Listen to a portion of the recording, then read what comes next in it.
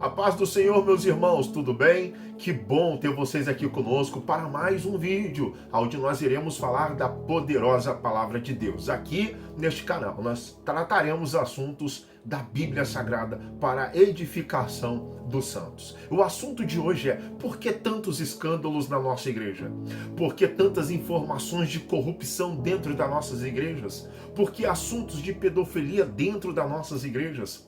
Por que assuntos de homossexualidade dentro das nossas igrejas? Porque na igreja cristã odierna nós observamos assuntos de traições matrimonial. Por que tantos escândalos que vêm para abater a fé dos santos dentro da igreja? Se estiver preparado para um assunto como esse, é aqui que você vai ouvir tudo à luz da palavra de Deus, tudo bem? Nós iremos sintetizar o máximo que pudermos para que o vídeo não venha se prolongar, ok? Então, vamos juntos para a palavra de Deus. E o texto que nós iremos trabalhar hoje é um dos sinais da vinda do nosso Senhor Jesus Cristo. E precisamos entender duas coisas muito importantes sobre este assunto. Jesus arrebata a sua igreja, Jesus volta com a sua igreja e depois acaba com a iniquidade. Mas hoje nós iremos explicar o motivo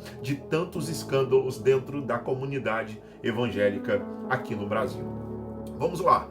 Em Mateus capítulo 24, o versículo de número 11 vai dizer: E surgirão muitos falsos profetas, enganarão a muitos, e por se multiplicar a iniquidade, o amor de muitos se esfriará. Os discípulos de Jesus estavam perguntando a respeito do sinal da sua vinda e do fim de todas as coisas. Então Jesus vai estar dando uma informação aos seus discípulos sobre alguns sinais que estará atrelado com o arrebatamento da igreja. Lembrando sempre que existem três correntes teológicas: pré-tribulacionista, tribulacionistas e pós-tribulacionistas. E agora o med-tribulacionistas, tá bom? Mas vamos aqui à luz da palavra de Deus. Jesus ele vai dizer sobre alguns sinais da sua vinda. E por que isso tem a ver com tamanhos escândalos dentro da comunidade evangélica? Porque tudo isso, infelizmente, é um sinal do arrebatamento da igreja e da volta do nosso Senhor Jesus. Olha o versículo que nós acabamos de ler. E surgirão muitos falsos profetas. O que quem foram os profetas à luz da Bíblia? Nós iremos observar nas Sagradas Escrituras, no Primeiro Testamento, a menção de vários profetas: Elias, Eliseu, Isaías, Jeremias, Amós, Malaquias, tantos outros profetas que vão surgir na palavra do Senhor. Até o nosso irmão Abraão, o pai da fé, foi considerado um profeta, Moisés considerado um profeta, e tantos outros homens. Porque esses homens falavam daquilo que vinha de Deus. Isso é o ministério profético. Deus entregava informações a esses homens para que eles compartilhassem com a humanidade a vontade de Deus. E agora nós estamos diante de um texto onde Jesus está proliferando a informação que surgirão muitos falsos profetas como um dos sinais da volta do Senhor ou do arrebatamento da igreja. E o que esses falsos profetas fazem hoje? Esses falsos profetas, eles se transvestem como homens de Deus, como servos de Deus, como pastores, como evangelistas, como presbíteros, como algum cargo dentro da comunidade cristã, e acabam proliferando informações que não vêm da parte do Senhor e acaba iludindo as pessoas com profecias que na realidade não são profecias da parte de Deus, são verdadeiros charlatões para ganhar dinheiro ou ganhar a vida à custa da fé do outro. Então, um dos sinais do arrebatamento da igreja e um dos caminhos que leva a igreja a tantos escândalos é que os verdadeiros profetas estão sendo totalmente neutralizado pelos falsos profetas. Então nós temos mais falsos profetas dentro das nossas comunidades que os verdadeiros profetas. Porque os verdadeiros profetas de Deus, eles se erguem para falar contra os falsos profetas, para denunciar o pecado, para denunciar os falsos profetas, para denunciar informações que não vêm da parte de Deus. Então, esses falsos profetas estão surgindo a balde dentro da nossa comunidade evangélica. Depois, segundo ponto, por causa dos falsos profetas, muitos serão enganados. Olha o texto, surgirão muitos falsos profetas e enganarão a muitos. O que isso quer dizer? Isso quer dizer que muitas pessoas serão guiadas por informações inverídicas, informações que não têm base bíblica, para poder massagear o ego de um líder que não pode ser líder, de um homem que não foi chamado por Deus, de uma mulher que não foi chamada por Deus, de uma comunidade que não poderia existir, por causa dos falsos líderes que surgem no nosso tempo. Contudo, precisamos ficar atento àquilo que está ao nosso redor. O escritor aos Hebreus vai dizer, olhando para Jesus, o autor e o consumador da nossa fé.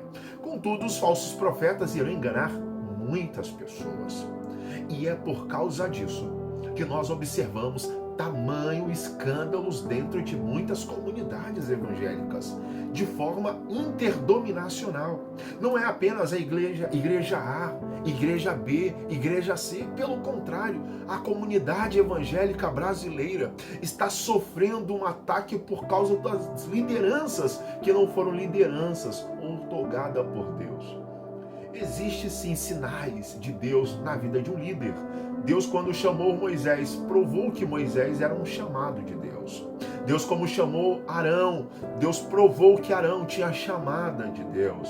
Deus, quando chamou Josué, provou para o povo que Josué foi um chamado para aquela grande obra. Quando chamou Débora, Baraque, Davi e tantos outros líderes, Deus estava na frente, Deus estava à frente, Deus estava os cobrindo com o teu manto da misericórdia e provando para todo o povo que a liderança daqueles homens de fato é uma liderança erguida por Deus.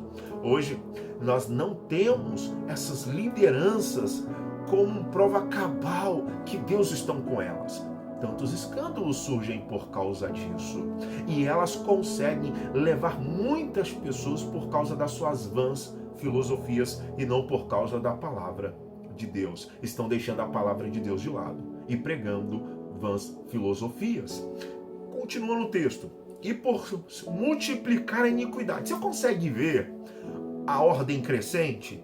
Primeiro, falsos profetas. Segundo, um grupo que caminha ao lado desses falsos profetas, fazendo deles líderes das suas vidas.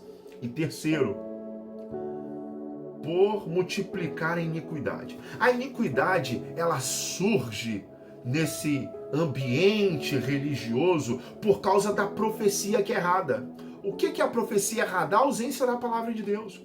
Quando existe a ausência da palavra de Deus, como que Deus vai se revelar para aquele povo? Se Deus não se revela para aquele povo, quem esse povo está seguindo? Os homens. E o que esses homens querem? Poder. E para serem detentores do poder, o que eles fazem? Eles tiram a palavra de Deus e colocam informações que massageiam o ego da humanidade. E por causa disso, a iniquidade, ela começa a surgir. E o que é iniquidade? Iniquidade é a repetição de um pecado. Iniquidade retrata uma pessoa iníqua, aquela que não foi liberta, aquela pessoa que tem maldade no coração, que não mortificou a carne. Depois você assiste os nossos vídeos falando a respeito, eu sou cristão, e agora para você entender sobre a mortificação da carne. Então a iniquidade é a repetição do pecado. Isso é um iníquo. Ele peca e não se arrepende e peca de novo. Ele peca e não se arrepende e peca de novo. Ele peca e não se arrepende e peca de novo. E Deus rotula esse indivíduo como uma pessoa iníqua, uma pessoa que não anda nos parâmetros da vontade de Deus. Pelo contrário, ele anda na contramão de Deus, se tornando uma pessoa iníqua. Então, se você não tem um profeta de verdade, O povo está sendo guiado por charlatões.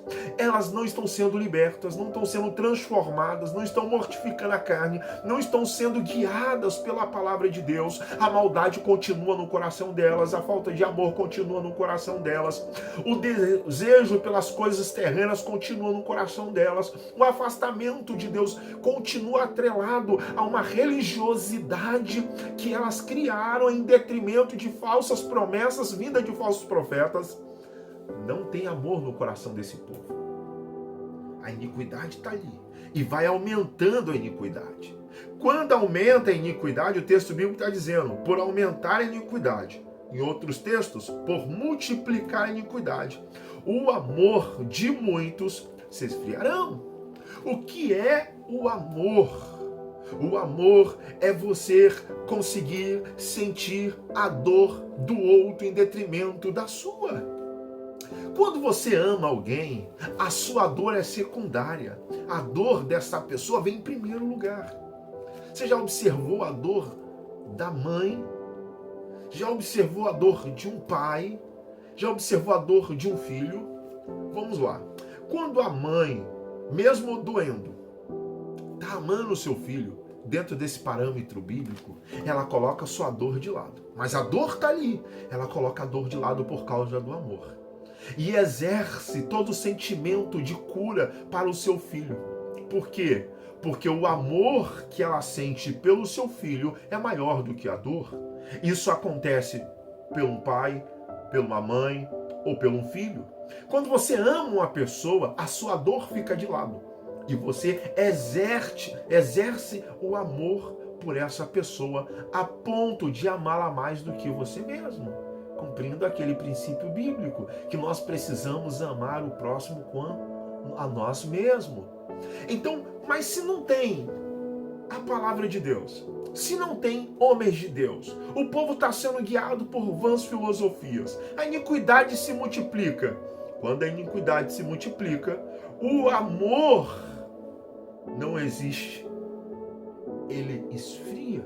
Olha o que o texto está dizendo, o amor de muitos esfriará. O amor de muitos esfriará. Existiu um amor aquecido, só que agora esse amor está sendo arrefecido. O amor foi esfriado. Existiu amor e não existe mais o amor. Então, a religião, que é o religar o homem com Deus, o caminhar com Jesus, que deveria aumentar a intensidade do amor, está diminuindo essa intensidade porque Jesus não está nesse ambiente que essas pessoas estão participando. Dito isso, o que nós temos como fruto de falsos profetas? O que nós temos como fruto de uma multidão sendo guiada por cegos? O que nós temos de frutos de uma multidão cuja a iniquidade se prolifera? O que nós temos de frutos aonde um ambiente não tem o amor? Roubo. Você vai ver muitas lideranças religiosas desviando igrejas de comunidades evangélicas. Você vai ver muitas lideranças surgindo e não sendo aceitas pela comunidade evangélica. Você verá escândalos sexuais dentro da comunidade evangélica. Você verá as coisas mais horrendas em ambientes que não deveria acontecer. Mas por quê? Porque a palavra de Deus está sendo cumprida pela ausência da mesma dentro destes ambientes. E eu quero encerrar essa etapa com vocês, que diz, mas aquele que suportar até o fim. Essa tradução ela é maravilhosa. Por que suportar? O desejo que nós temos é de nos afastar quando nós encontramos tamanha dor dentro deste ambiente. Mas se você suportar tudo isso por causa de Jesus, não é aquele ambiente que te salva, mas é Jesus que te salva. Existe uma igreja, a igreja invisível de Cristo, o corpo de Cristo. Se você não se afastar de Cristo, se você continuar atrelado a Jesus, suportando tudo isso que você está vendo e tirando da sua cabeça aquelas interrogações, aonde está Deus, por que Deus não age e tal, tudo isso, Se você suportar tudo isso, meu irmão, a palavra de Deus diz, você será salvo. Como eu serei salvo no meio de uma geração perversa? Suportando a frieza espiritual de uma comunidade que está sendo liderada por homens que não foram enviados por Deus. Você tem força para suportar? Tem estômago para suportar? Pois bem, Deus vai te dar força, Deus vai te dar graça, Deus vai te dar sabedoria. E não se escandalizem com o que você está vendo. Escândalos sexuais, escândalo de dinheiro, sede pelo poder e tantas outras tragédias que acontecem na nossa comunidade evangélica. Porque é mister que isso aconteça para que a igreja venha a ser arrebatada para a glória e honra do nosso Senhor e Salvador Jesus Cristo. Amém? Vamos orar? Deus, em nome do Senhor Jesus, eu quero abençoar a todos que estão nos assistindo neste momento. Isso não é uma coincidência, isso é cristocidência. É o Senhor que os colocou para nos ouvir neste tempo, para os despertar e os fortalecer, porque em breve a igreja será arrebatada e nós encontraremos, Senhor, um com os outros no céu de glória. Eu quero orar neste momento, agradecendo em nome de Jesus por esse tempo de compartilhamento para a glória do seu nome. Amém. Que Deus em Cristo vos abençoe. Fique firme em nome do nosso Senhor e Salvador Jesus Cristo.